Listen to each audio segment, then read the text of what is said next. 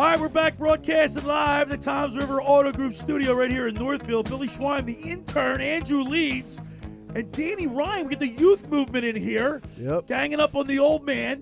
Hey, guys, last year during baseball season, we started a segment called On the Mound with Tommy Greene. Yeah. And it's backed by popular demand. People love Tommy Greene, throw a no-hitter for the Phils against the Montreal Expos. He's he was a great pitcher for the Phillies, but Tommy Greene gives us insight that we won't normally get. So Tommy's back with us, and this year, On the Mound with Tommy Greene is brought to you by the John R. Elliot Hero Campaign for designated drivers.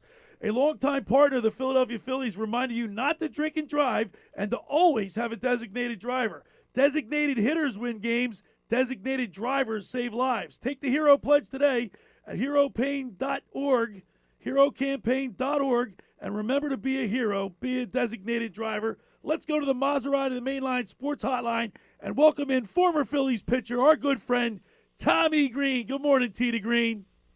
Good morning, Billy boy. I see you. You said you had a youth movement going on in there. Yeah, Tommy, we got these young guys. He's my intern, my new producer. These guys they're still in college, Tommy. It's nice to meet you, Tommy. Hey, nice to meet you, too. How's it feel to be legitly old now, Billy? Yes, I am, but I don't feel it, Tommy. And we're so happy to have you back on for another baseball season. It was so much. How much, Tommy? It was so much fun last year. And I remember at the beginning of the season, the Phillies, had their ups and downs, and then by June we were like kind of getting nervous, and then all of a sudden we were patient, and then the fun started. And we had so much fun hearing from you every Sunday and watching the Phillies go into the World Series. It was a magnificent run. Well, first of all, I'd say I appreciate you having me on and having a chance to talk a little ball with you throughout the season. And, and as we talked about, especially early in the season when they were scuffling a little bit and they had their injuries, and over the course of the season, was like, if they can I remember telling you, if they could just get in and get their guys back healthy, they got the talent to make a run. They could do something like that, and if they can just get in, and that's exactly what happened. Yeah, that's right. Hey, Tommy, I chalked that one up in the column for me. Right? Hey, Tommy, are you still in Clearwater, or did you just get back? I just got back. I got back Saturday. I got back yesterday. So you were there when Rhys Hoskins got hurt, was hurt? Yeah, yes, I saw it. What's the first and foremost, what's the demeanor around the clubhouse? You lose somebody of that magnitude. What was it like for you as because you're a former player. You know what it's like when people go down. It's the next man up mentality. But what was your perception of being around everybody? Well, I mean, I wasn't around the clubhouse or anything like that. I was involved, up in the radio booth and up there, seeing it from that angle, when I was looking at it, and when it happened, I was like, oh my God! I said, first of all, it didn't look nothing out of the ordinary, like he was doing anything. They played the replays. I still didn't see nothing. To me, like it was like a blatant slip or something like that. It was just, it was maybe a little twist, and he went straight up in the air, man. And the first thing I thought, that's a non-contact type thing, and I was like, my first thought was no good, so that was my first thought. When a team loses a leader like that, now you're also got to replace 30 home runs in the lineup, but he's more of a, not only it's his production on the field, but he's also a leader off the field and in the clubhouse.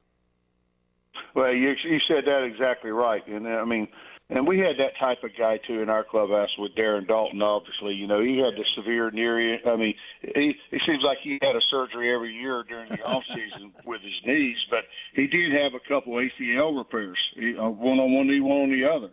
So it's something that you can come back from. It takes some hard work. And I think, Rhys he's one of our main guys that come through the organization, which means a lot to an organization, a guy to be there and sort of be that rock, not just being the guy that knocks the cover off the ball or hits for a high average or whatever he's doing.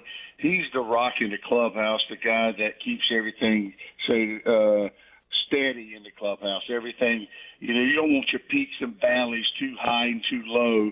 It's like being in a boat on the ocean. You don't get the ripple waves where you kind of keeps that mojo and that energy in the house. Like it's steady. And that's what you saw. If you saw the little article they had or the little comments on Bryce Harper yesterday, what it meant.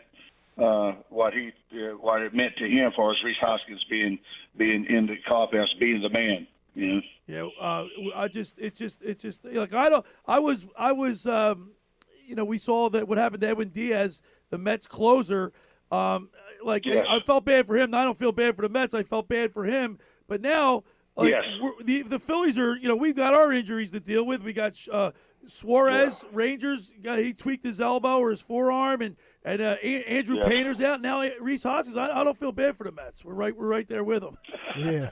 Well, I mean, we talk about it sort of in one plate, think another. It's all about organizations and teams being healthy.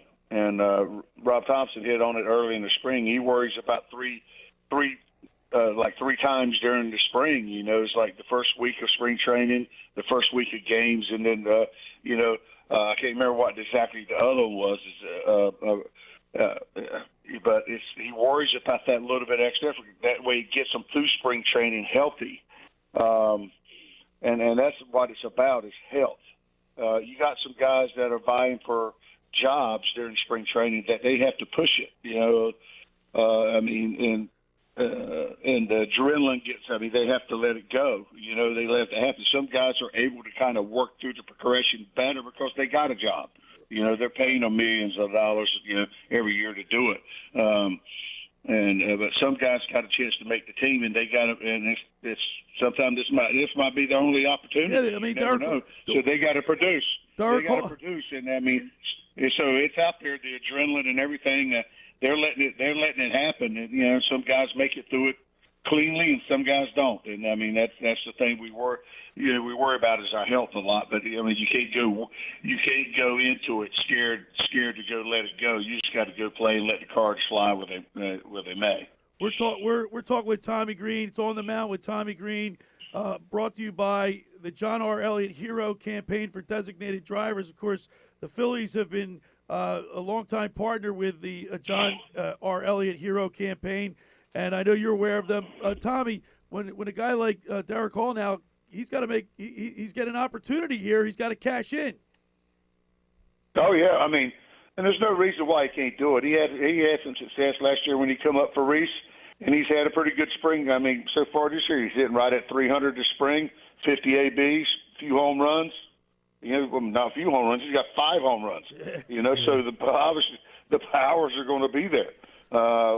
It's all about this going in and next man up type of mentality. It's there until we get Rhys back at some point. It's nothing to say that he's going to be gone all year. There's a possibility. I think you look at Schwarber's situation when he was with the Cubs. He come back, was able to get back in late in the season in September. Yeah. So hopefully everything when they find and go in there, nothing else was happened to delay his rehab, so to speak, to make it a little bit worse than they thought, So I'm hoping everything comes clean. He's able to get started once he has the surgery, let it heal, do what he follows the protocol, and get back going. And because he's a guy that's we need in our lineup at some points, because a guy like Rhys Hoskins gets hot, he can carry you for a week, or two, with the long ball, and that's the way it happens. Hey, Tommy, Danny Ryan here. I just wanted to ask real quick. I completely agree with you about Derek Hall. He came up last year, seemed to do pretty well in his time that he played, but are you worried about his matchups against left-handed pitchers? Well, they got options to do with, but everybody worries about lefty on lefty. What's wrong with? How about we got a right-handed? Rhys Hoskins playing against a right-handed pitcher. So what's the difference? Sooner or later, you got to learn how to hit him, or you don't become a regular player. So he's got to make an adjustment, and hopefully the regular playing times allows him to do that. A nasty lefty is a nasty lefty, but that don't mean he can't be hit. And he could be tough on right-handers too, not just left-handers. So I I look at that and I was like, I mean, I got to saw a lot of good left-handers play and hitting with Dykstra and Kruk and Jim Eisenreich. So there's no reason a lefty can't hit a lefty, you know. So you just got to stay in there and do your work and do what you need to do. And hopefully over the course of time it just gets a little more comfortable to you. Hey, Tommy Greene, this is Andrew Leeds. I wanted to ask you, looking into the season starting this upcoming week, what would you like to see specifically this Philadelphia pitching rotation improve on from last year going into this season? Oh my God, good question. Good question. I mean, there's a lot of variables. I mean, but it's what it boils down to in the pitching staff. I mean, is just staying healthy, and they're fighting that right off the bat in the starting rotation. Bullpen wise, knock on wood, looks fairly intact. They might be missing one guy. But it comes down to what I'd like to see is just making a step into consistency. Being consistent. Consistency department. Just Tommy, being that little step. It don't have to be great because you're not going to be perfect, but if you can be a little more consistent, man, I mean, that's all it takes. It gives your offense a better opportunity to score one run and it make a difference in a ball game, that type of thing. So, I mean, it's the maturation process for some of the young guys who got more experience last year, and now it's that next step type thing, sort of like, with Alec Baum and, and some of the young guys who stepped forward last year in the course of the season. And, I mean, we need those guys to keep making those little steps forward, not taking a step back. And it's the same way in the rotation. And, even though you might be a veteran guy, there's always room for consistency improvement. So that's what you're working on. Hey, Tommy, you were worried about Aaron Nola yesterday. He didn't look too good against the Yankees. He got shelled, and he didn't look when he was sitting on the end of the. I was just happy to watch. He didn't look too happy at the end of the bench. It was his last start before the opening day. Yeah. Well, I look at it like this. I'd rather get it out in spring training than it start next Thursday, type thing. Or when he's pitching in the first game, when it counts. That stuff happens. I mean, I don't worry about Aaron. You're not concerned about it? Physically, nah. Okay. You have your outings, I mean, nobody's perfect. Even DeGrom's had his outing. There's been too many of them, but I don't worry about that. I mean, guys like that. Aaron's a pitcher. I mean, it's not that all of them's not pitchers, but he's not a high octane. He throws. He can get it up to 95, but he pitches 92, 93. And he changes. Yeah, and nothing seems like when you look type thing. But Tommy, when you look at him on the mound, he doesn't look like nothing. He doesn't look like anything rattles him. He looks like he's slow, like you said, low octane.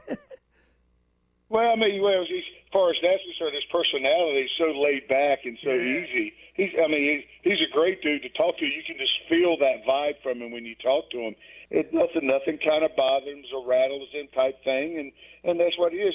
But you go through your times as pitchers, things get a little quirky and out of sync a little bit. And when you're facing somebody like the Yankees, which they got a lineup full of boppers, with power, right? And even their young guys, I mean, the game has changed so much. The way it's about the home run. If you ask me, it ain't about the other stuff. Right. So guys got a lot of pop. So if you make mistakes, sometimes it gets emphasized. And, they take advantage of it. Sometimes you give up 2 or 3 home runs in a game. You're just hoping they're solo homers, not 2-run homers or 3. I mean, that type of thing. That's what hurts. Right. All right, Tommy, listen, we look forward to each and every Sunday with you throughout baseball season. And it goes by fast with On the Mound with Tommy Greene. Tommy, as always, thank you so much, and we look forward to talking to you next Sunday. Yeah, I look forward to it, Billy. Thanks, man. All right, there he is, Tommy Greene. On the Mound with Tommy Greene is brought to you by the John R. Elliot Hero Campaign for designated drivers, a long-time partner of the Philadelphia Phillies, reminding you not to drink and drive and to always have a designated driver. Designated hitters win games. Designated drivers save lives. Take the Hero Pledge today at herocampaign.org. And remember, to be a hero, be a designated driver. Of course, I want to thank Bill Elliott and the Hero Campaign for sponsoring Tommy Greene on the Maserati, the Mainline Sports Hotline.